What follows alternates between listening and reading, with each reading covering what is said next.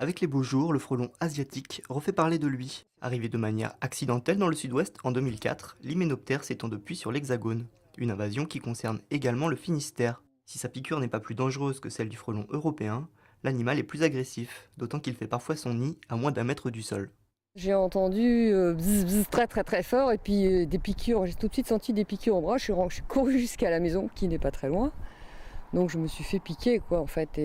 Mais j'ai pas compris au début, j'ai pas du tout compris que c'était un nid de frelons. En Bretagne, le premier nid de frelons asiatique a été découvert il y a déjà 5 ans.